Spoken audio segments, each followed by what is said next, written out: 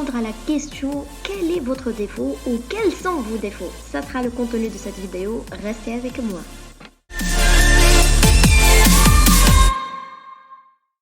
Pour répondre à cette question, il faut être intelligent. Je vous conseille surtout pas, ne faites pas l'intelligent en étant spontané et surtout pas, ne dites pas vos propres défauts. Pour répondre à cette question, il faut dire des qualités en tant que défauts.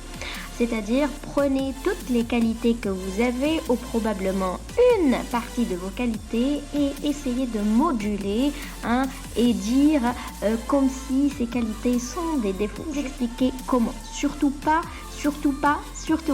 attention, ne dites pas vos propres défauts. Ne dites pas que vous êtes nerveux, ne dites pas que vous êtes impulsive, ne dites pas que vous êtes peu sociable, ne dites pas que vous ne supportez pas le travail de groupe, pas que vous avez des problèmes d'adaptation dans certaines situations. Ne dites surtout pas que vous avez des problèmes avec, je sais pas moi, une communauté donnée de personnes ou de gens, de quoi que ce soit. Ne dites pas que vous êtes mal interprété par les gens souvent. Ne dites pas surtout tout ce qui est flagrant, tout ce qui est défaut. Je vais vous expliquer comment répondre. Si ce conseiller est intelligent, mes amis, on est plus intelligent que lui. Pourquoi pas, on va tout faire pour être plus intelligent que lui et pour pouvoir contenir toutes les pièges dans lesquels il essaiera de nous mettre. Donc, il va me demander quels sont vos défauts. En réponse, je vais lui dire, certes monsieur, toutes sortes de défauts est humain et on ne peut pas y échapper.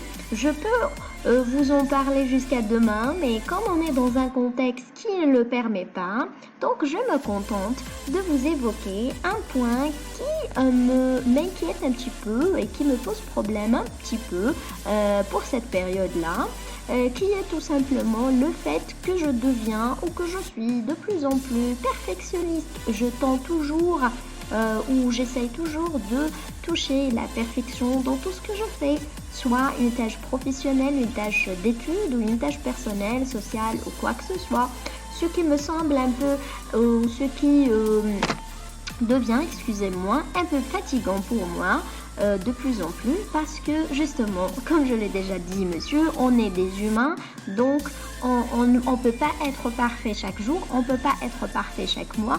Il y a des moments où on est juste humain, on est juste nous-mêmes et donc on n'est pas forcément parfait. C'est une première possibilité de réponse. Donc, encore une fois, on est plus intelligent que lui. Il peut nous demander en disant quels sont ou quel est votre défaut. Là, je peux aussi dire que monsieur, le défaut est toujours humain, on ne peut pas y échapper. Je peux vous en parler jusqu'à demain, mais comme le contexte ne le permet pas, je me contente de vous parler du point que je présume la plus inquiétante pour la période actuelle pour moi. C'est celle que tout simplement le fait que je n'arrive pas du tout à dire non à l'ensemble des personnes que je connais dans ma vie. Il n'y a pas une personne qui me demande un service ou un faveur ou quoi que ce soit et je dis non. Et pourtant, dire non me semble actuellement quelque chose d'indispensable pour assurer sa sérénité, sa tranquillité personnelle. Parfois, on est fatigué parce qu'on est humain. Parfois, on a besoin on est dans l'urgence nous aussi, donc on n'a pas le temps pour gâcher, pour faire quelque chose qui nous concerne pas vraiment, juste pour ne pas briser quelqu'un. Dire oui quand ça nous fait mal, ça devient inquiétant et ça devient dérangeant pour moi. Une raison pour laquelle je trouve que ça devient, au lieu qu'elle soit une appréciation, ça devient de plus en plus un défaut que j'essaierai de régler avec le temps. Voici une seconde possibilité. Finalement, une dernière possibilité de réponse à cette question. Quel est votre défaut ou quels sont vos défauts? Qui est la suivante. Je lui dis tout simplement, monsieur, parmi mes défauts, Je peux vous dire que je suis de plus en plus, ou je suis souvent assez gentille avec tout le monde, même avec les gens qui ne le sont pas, ce qui me semble de plus en plus un défaut. Pourquoi? Tout simplement parce qu'il y a une catégorie de personnes qui mal interprètent cette gentillesse-là en la considérant soit comme une faiblesse, soit comme un manque d'intelligence, soit, excusez-moi, comme un manque de confiance en soi, et ainsi de suite, ce qui n'est pas du tout le cas pour mon cas ou pour moi. La gentillesse, c'est une sorte d'éducation, c'est une sorte de bienveillance et de courtoisie avec l'autre.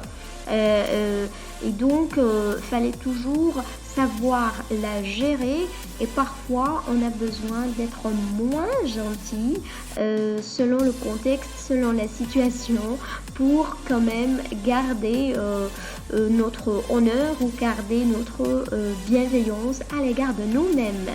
Je vous remercie, monsieur, et voici la dernière possibilité de réponse. J'espère que la vidéo était intéressante pour vous.